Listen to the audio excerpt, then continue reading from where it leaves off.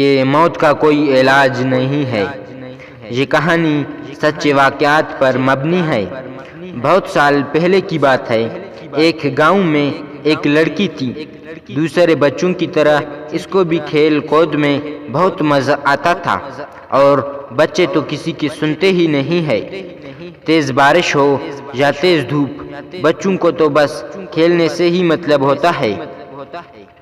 سخت گرمیوں کا موسم تھا اور دوپہر کا وقت تھا۔ نور اپنی کزن شاہانہ کے ساتھ اس جگہ گئی جہاں وہ ہمیشہ کھیلنے جاتے تھے۔ وہ جگہ ان کی گھر سے تھوڑی ہی دور تھی، اور وہاں پر ایک درخت تھا جہاں پہ بچیوں نے کھیلنے کے لیے ایک جھولا لگایا ہوا تھا۔ ویسے تو اس درخت کے پاس ہمیشہ ہی لڑکیاں موجود ہوتی تھی، پر آج جیسے ہی نور اور اس کی کزن وہاں گئے تو وہاں پر کوئی بھی نہیں تھا۔ تو انہوں نے کہا کہ چلو اچھا ہے، آج ہم خود ہی مزہ کریں گے، اور نور جلدی سے جا کر جھولے پر بیٹھ گئی۔ اور اس بات پر شاہانہ کو بہت غصہ آیا۔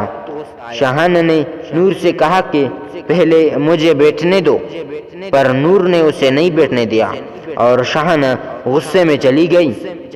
نور کو یہ احساس ہی نہیں ہوا کہ نور وہاں پر اب اکیلی رہ گئی تھی۔ اچانک نور کو محسوس ہوا کہ جیسے اسے کوئی جھولے دے رہا ہے، اور آہستہ آہستہ وہ اور تیز ہوا میں جا رہی تھی۔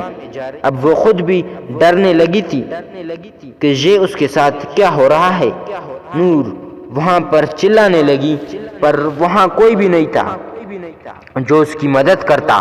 نور کو عجیب عجیب آوازیں سنائی دینے لگی، اور وہ اچانک سے اس جھولے سے گر گئی اور بے ہوش ہو گئی۔ کچھ دیر بعد جب اس کی آنکھ کھلی تو اس نے دیکھا کہ وہ اپنے ہی گھر میں ہے، پر وہ کچھ بولنے یا پھر کچھ کرنے کی حالت میں نہیں تھی۔ وہ سب کو بتانا چاہ رہی تھی کہ اس کے ساتھ کیا ہوا، پر وہ کچھ نہیں بول پا رہی تھی۔ دن بدن اس کی حالت خراب ہوتی جا رہی تھی۔ اس کے ماں باپ نے ہر ڈاکٹر، ہر حکیم سے بات کر کے دیکھ لی، پر کوئی بھی اس کا علاج نہیں کر پا رہا تھا۔ اور ایک دن نور کے بابا کسی بزرگ کو لے کر آئے، اور اس بزرگ نے ان کو بتایا کہ نور اب زیادہ دن زندہ نہیں رہ سکتی، کیونکہ وہ پوری طرح غیب کے قبضے میں آ گئی ہے۔ پھر بھی اس بزرگ نے اپنی طرف سے پوری کوشش کر لی کہ وہ نور کو بچا لے، پر کچھ دن بعد ہی پتہ چلا کہ نور اب اس دنیا میں نہیں رہے۔ سننے میں کچھ یوں آیا کہ مرنے سے کچھ دیر پہلے نور بالکل صحیح ہو گئی تھی، اور اس نے اپنی ماں کو سب کچھ بتایا جو کچھ بھی اس کے ساتھ ہوا۔